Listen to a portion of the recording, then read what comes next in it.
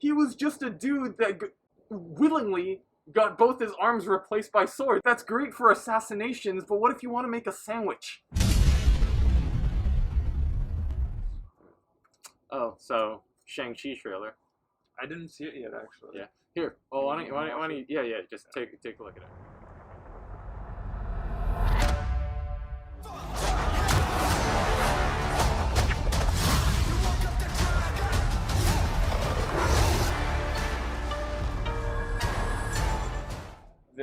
I feel like we actually don't even see that much fighting, but I guess that's a good thing ultimately. I feel like a good trailer makes you want to see the movie, but doesn't show the best parts of the movie. Yeah. That's like a classic example of that is I always forget which Star Wars movie it is, but the reveal with Darth Maul with the double-sided lightsaber. Oh yeah, Phantom Menace. That's like one of the coolest parts of the movie. Yeah. And they showed in the trailer. Yeah. That's a bad thing. Yeah. You should have to go see. Not have to, but it should be like blow your mind when you see it for the first time. Not be like, oh yeah, I saw that in the trailer. Yeah. Do you like the kung fu? Yeah, the fighting was pretty good. From what like little there is. Yeah. You know, it looks good. Yeah. It looks good. I'm happy that Asian representation is coming up. Yeah. Just me, I'm a little disappointed that the first Asian-led superhero movie is about kung fu. Yeah.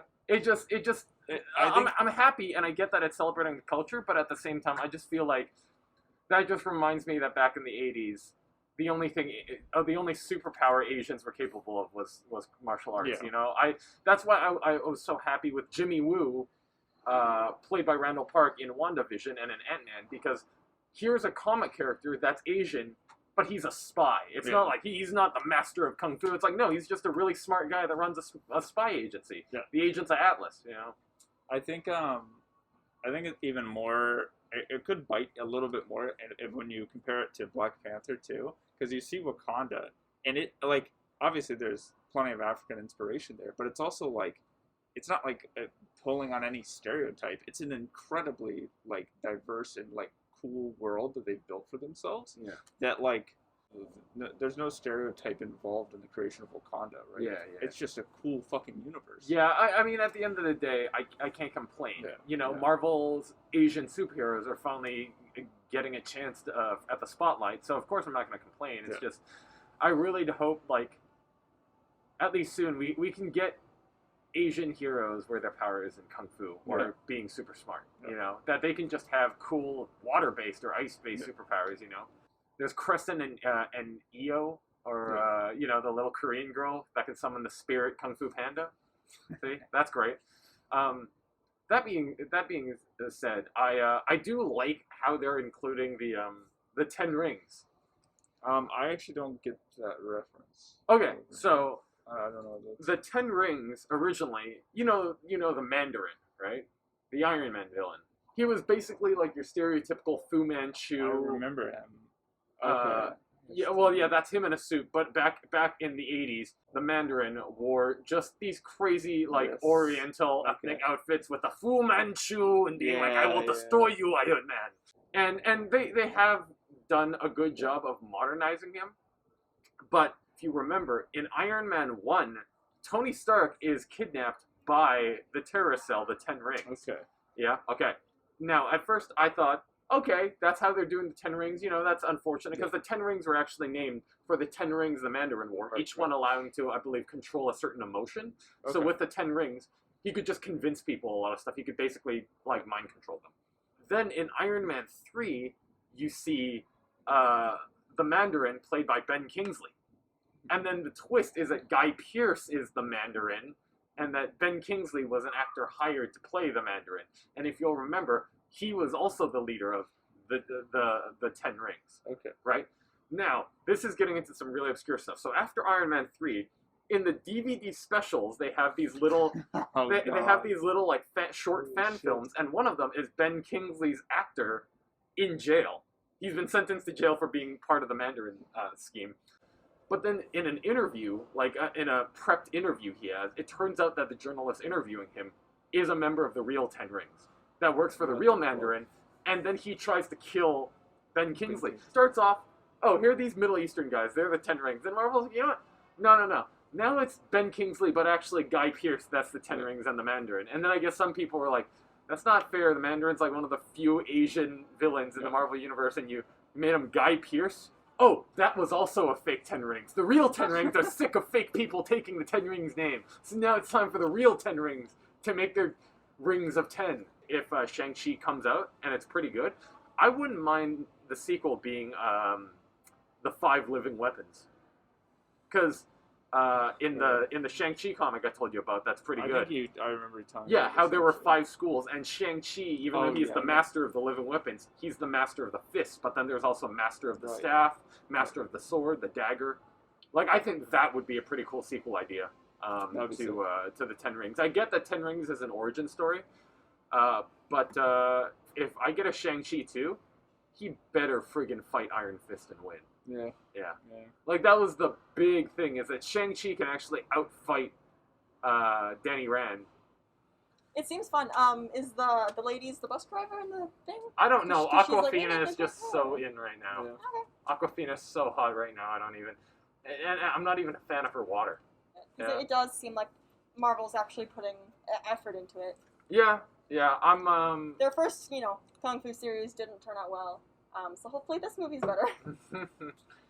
I already said, like, I don't really like that Shang-Chi's whole thing is just his Kung Fu, but I hope that maybe if he gets to be in the next Avengers movie, that they do what they did in Hickman's Avengers, I believe, where they gave him superpowers. Yeah. And so, like, he had these cool, like, laser gauntlets to fight with, but his power was that he could multiply himself. So it was just an army of Shang-Chi's coming at you. See, that put him from, like, a B-tier hero to, like, an S-tier hero. He was the deadly hands of Kung Fu, but up till now, he only had 2. But now he has many. Infinite. Yeah, he has several deadly hands of Kung Fu. Yeah. But it just seems like, obviously it's the first movie, it'll just be establishing the character. I like, from the trailer, from what I saw, I like how they really do a lot about his personal life. Like, he seems like he's going to be, like, an actual grounded character who actually has a personality and actually has a life that's beyond just, I have a tragic backstory, and now I'm a superhero, and now it's my obligation, and I feel like I'm trapped in this, facade of a superhero. Like, you can actually see him, going to work, hanging out, doing karaoke with friends, hanging out, cooking dinner, like, there's definitely, like, really saw the personal side, and that's what I really like. I'm a huge fan of when heroes are, brought down to our ground level and they're personalized. Yeah. That's why, for me, I do really, really enjoy Superman, but I always enjoy the stories that are about Clark Kent more than just Superman. I'm just genuinely blown away that of all the C-list characters to get adapted in the MCU, we got Razor Fist. Dude, I don't recognize him at all. He was just a dude that willingly got both his arms replaced by swords. I'm like, okay, that's great for assassinations, but what if you want to make a sandwich?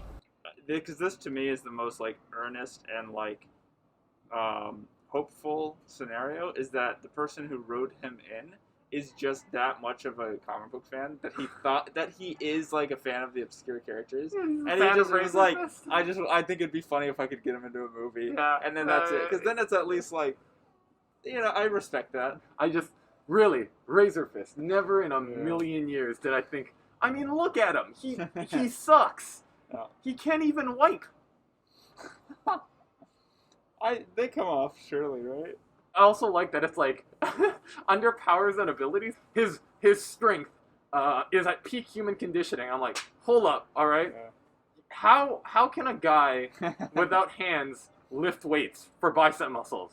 Or do bench, or do push-ups. Wait, I can literally show you. This dude was a wrestler at my high school. Yeah. No limbs from, like, joints down. So right. Nothing. But he has straps that go here. Oh, okay. Like yeah. He was really good. He's wrestling, right? Yeah. You have to be able to grapple someone. They don't have this to grapple onto. Nobody knew how to wrestle against him. It was insane. So wait, he had no forearms? Yeah, so he doesn't have forearms at all. So it stops at the elbow and then stops at the knees. And he was a wrestler. He was a wrestler and he was good.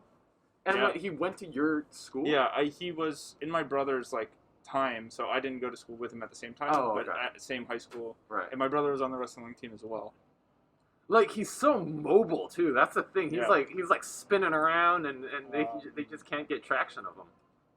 They just don't know how to deal with the like center of gravity and then like the body always being lowered. They don't know what to do.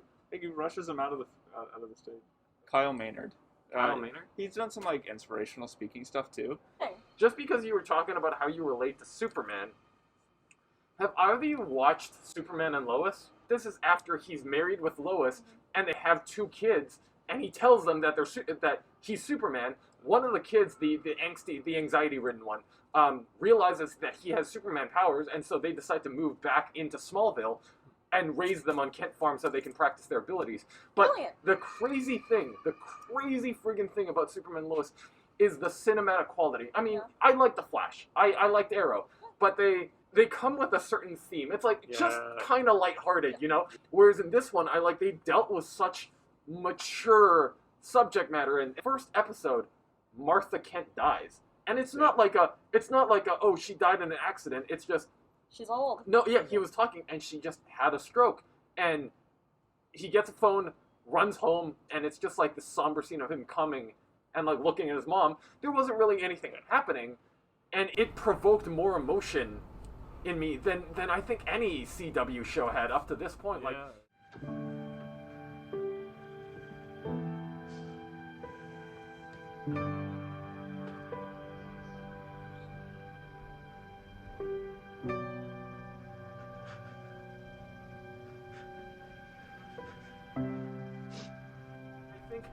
the Superman stuff is fine, and it's your typical CW budget action. Yeah.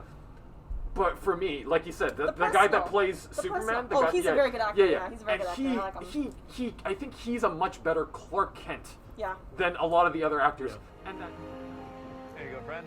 Thanks. Cool costume. Thanks. My mom made it for me. and his kind of like real like all-American like family kind of guy. So where good. I love he's that. just a I love dad it. that really cares about his son, and he's learning his powers. I don't want him to hurt others. I don't want him to hurt himself. I'm afraid I'm going to be a terrible father. It's a show about family that just happens to have super strength, and I didn't like it. Did you guys read DC's Young Animal? No. No, not very much. The editor-in-chief of DC Young Animal was Gerard Way. You know, Umbrella Academy, My Chemical Romance, all-time legend, obviously. But he did that new Doom Patrol, and I liked it. It was a little weird, but I liked it because Doom Patrol's always been weird. Yeah. And then there was Shade the Changing Girl, which I also really enjoyed. But one of the ones that came out near the end of Young Animal before it just disintegrated was Far Sector. Oh yeah. Yeah. Far Sector's interesting. Yeah, I just caught up all the way to issue 11 of Far Sector, and it's awesome. I just like that in DC Young Animal, superheroes can swear, and it's just so refreshing.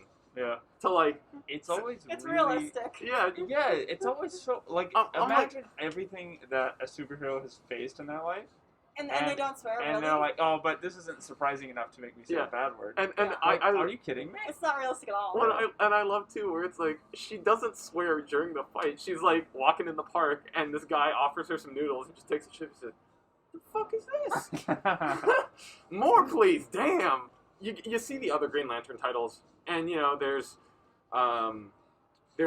Green Lanterns with Jessica Cruz, and then there's Hal Jordan and the Green Lantern Corps with like everybody.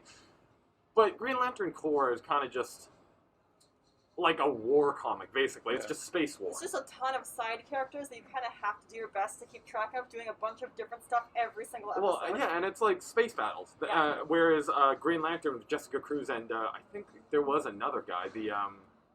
I know who you're talking about, but I can never remember. Yeah, I forgot his name. He just didn't do it for me. Yeah. That guy. You know, Jessica Cruz and what's his face? Simon Baz? Yes. Yeah. Okay. Yeah. Okay. Fine. Simon Baz. I forget about him. Yeah. Honestly. Very unfortunately forgettable for me. For me personally. Yeah. I like his costume design though. Lebanese. Honestly, it's just I didn't care for him. I didn't care that his main lantern thing. You know how Jordan has the fist. Yeah. Kyle Rayner has cool machine guns and stuff. His was just a gun.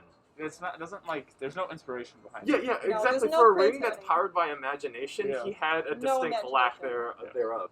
Green Lantern with Jessica Cruz and Simon Baz, more of a conventional superhero comic. Whereas Joe Mullion in Far Sector is like a detective comic. She's trying to crack a case, and that overarching story really like drives it home. Jo Mullion is a poor girl that kind of grew up in the projects in Brooklyn, you know, from a poor black family, and during her parents' divorce, she and her father were in New York during 9/11. So she, you know, she works hard. They struggle, but she works hard. She gets good grades, and she applies to Princeton University. The problem is that Princeton University doesn't get back to her for too long, and by then she's already enlisted in the army. So she can't go to Princeton. She goes to Afghanistan, serves there, comes back, goes to Princeton, gets like a justice degree, I think, and then she becomes a police officer. And her whole thing is she's been trying to fight injustice and, you know, the fact that the world's not fair her entire life. So she becomes a cop until her partner beats a black man to death in front of her. She reports it to the NYPD, and she gets fired for it. So she's just at rock bottom. She's at a bar, and this one of the Guardians of the Universe comes and and offers her a new type of lantern ring.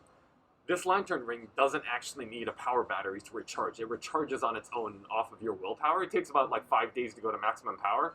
If you deplete it all, then you gotta wait 5 days for it to recharge.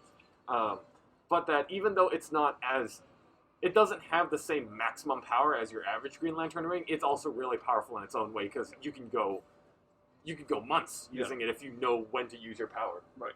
So Jo Mullion, she gets a year. She gets a 1-year contract with that Guardian, saying, we're going to send you to a sector, you know, we're going to send you to a Green Lantern sector. You're going to act as a Green Lantern there for a year, and then you tell me if you want to keep being a Green Lantern. So she says yes, and so she gets sent to the far sector, the sector farthest from anything on, like, fringe space, where she's the Green Lantern of the City Enduring, of the trilogy.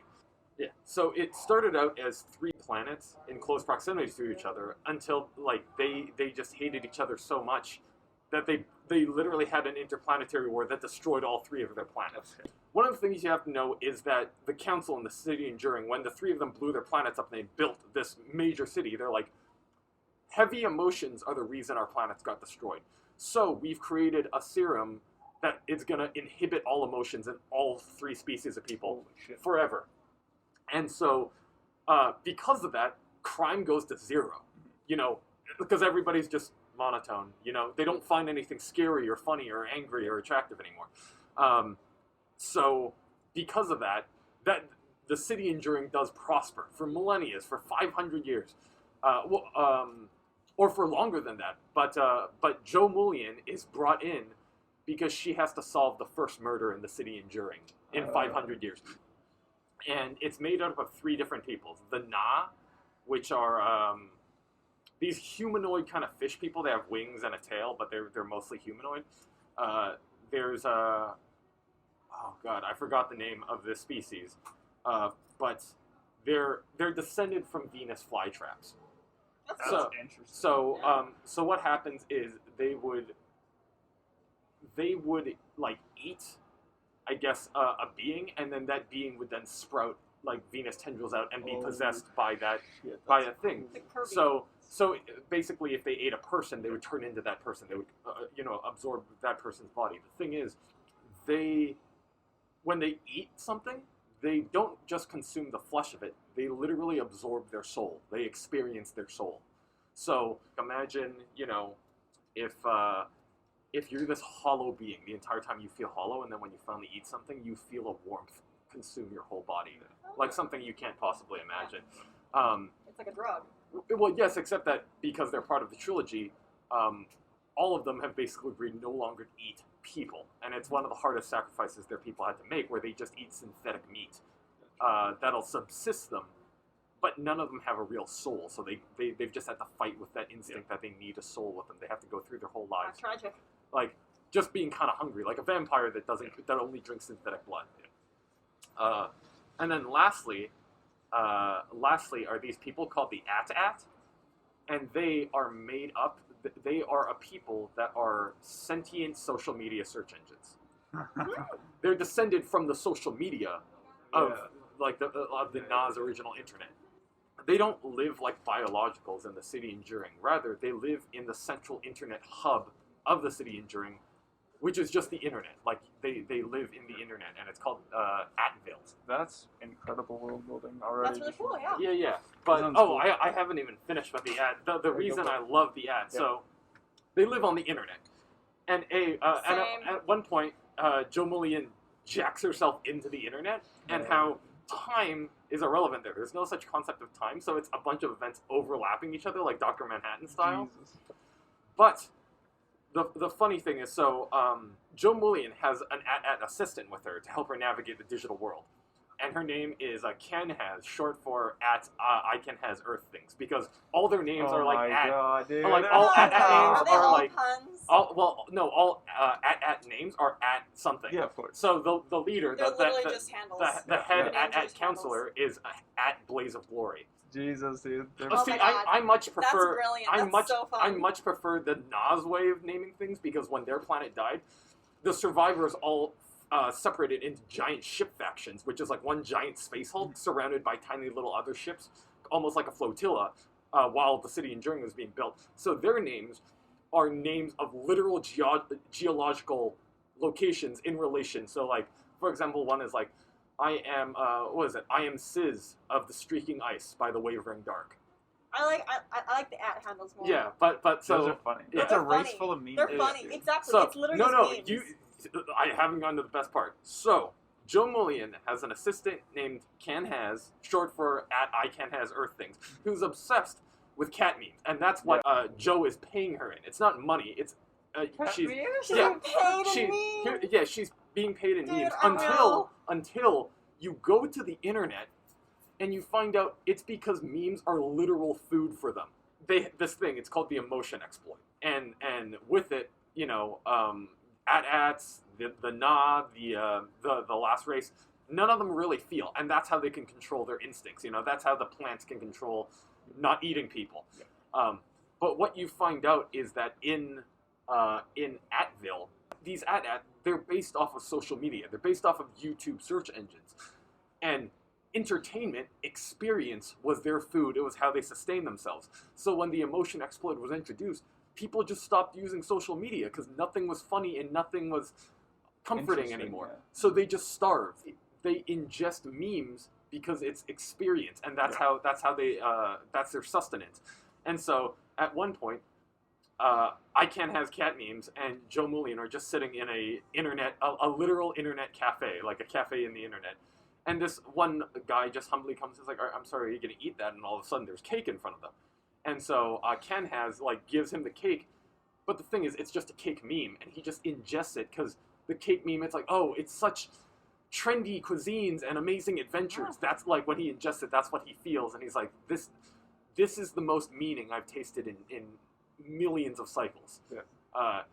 And it's sad because then they go to the ghettos and it's like, basically just like a homeless camp full of people, and you know, Joe Mullion's like, here, look, and like this little kid's like scared, and she's like, here, and it's Doge, and he's like, see, look, much funny, very, very wow, and like the little kid eats it, and it's like, oh, it's amazing.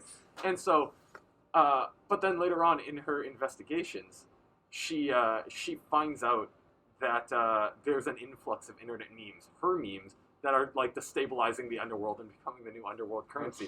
Because it's been so long since the at haven't enjoyed any real memes that they're just like cats and doges. Yeah.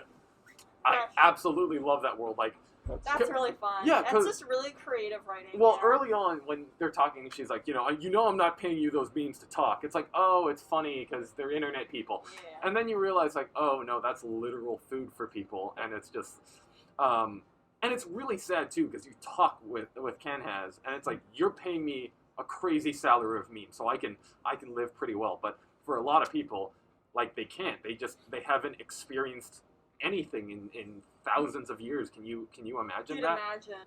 You know, here there's crypto mining, right?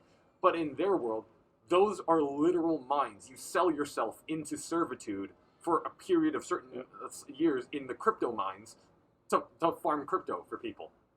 Jesus, dude. This feels like a wasted world building. That's why I want Joe Mullion to keep appearing in comic books. I can't get enough of Far Sector. I want Far Sector to be ongoing. I think it does a really good job of deconstructing concepts like the internet and of like carnivorous plants and what it means to be human. I really really love it. And Far Sector is written by N.K. Jemisin, I think, or N.K. Jemisin, and art by Jamal Campbell. And Jamal Campbell did Naomi, if you guys remember that one. Yeah, That one was by good. Brian I McBurney. actually quite like that. That one wasn't bad too. It's funny because the last thing I remember Jamal Campbell doing was like The Prowler, and even though the art, I was like, this is pretty good. The story just wasn't great. It was that clone conspiracy tie-in, Yeah. but I'm really glad Jamal Campbell did Naomi, and I'm really glad they're doing Far Sector. I really. Yeah, that's great. Wow, It gives them a time to shine. Yeah. I'm really excited to see what Campbell gets up to next. Yeah, some of my recent faves. Well, I've still been liking The Last Witch. I think The Last Witch is still really good. The fifth issue just came out, which is like the last one because it's just a mini series. I haven't heard anything about if it's going to get extended yet. I hope so, but if not, I'm very happy with how it ended. But there's a somewhat new one called Carmen. Haven't read Carmen yet. Only 2 issues out, so I'm not fully, sure about It's what the it girl is. with the skeleton. It's costume it's thing, it's a interesting take on what a Grim Reaper could be, from my understanding. It's not originally in English; it's been translated to English. I'm not too sure where it's originally from. I wouldn't be surprised if it's Italian. But it's about people who either take their own lives or have a heart attack and die. And this like girl in a skeleton costume shows up, and she doesn't inform them that they have passed away. She ends up just kind of telling them that they're now in a dimension between Earth and like hell, essentially, or like they're essentially in purgatory, and it's just her explaining that now they're in this alternate dimension. They can do anything they want because people can't see them, and it's us just seeing like the lives of these people who have passed, and it's very interesting. I've really been liking it. The art's fantastic. There's a lot of nudity involved, but it's very tasteful. The main girl that passes, we just learn about like why she took her life, and some problems that she had been having with friends, and like relationships. And who's writing that? Gilliam March? Yeah, they really go into, now that the main girl's passed, she took her own life. They really go into, because she doesn't know she's passed yet. These people don't know that they're dead. They just think that they're in this different dimension thing, and it's her now talking about how she wants to go back to her real life because there's like things she wants to fix, like so there's a new Super Sons, like there's the challenge of the Super Sons, and it's like, I personally am really happy it's back, even though it is like a in the past type thing because John's older now. I just wish they would have held off on aging John up a little Yes. Why bit. did they do that? I am so disappointed. I think it's because they wanted him to be full on Superboy, like a teenage Superboy, so but he they could. brought Connor back as well. Yeah, well, They could have just brought him back to be like a more aged up Superboy. well, I think they have. That's why Connor Kent is in Young Justice right now. Yeah. And John Kent is like working with the Legion of Superheroes in the future right now. Yeah. I think that's what they were doing. And I get that they had, he had to age them up a little bit for Legion of Superheroes, but It's so disappointing. Super Sons was like the best thing It was to so come out good. of Rebirth. So disappointing. Yeah. Because he was the youngest out of, like, for example, like the Teen Titans when he wanted to join, but Damien was like, no, you can't join. No, Damien was the one that wanted him to join. The other Titans didn't let him join. Like with the Super Sons comic, like there was nothing wrong with having 2 young, like kid characters run out because they're both, especially when together, so cute. A lot of their interactions were really funny. They had really good chemistry and good banter.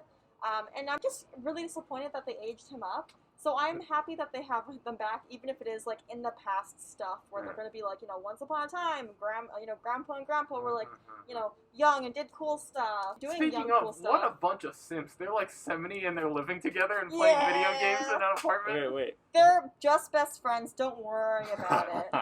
Just best friends who've been living together for 70 years and are in love and only have one bedroom. Who would win in the 2v2 between Damien and John, and then Goten and Trunks?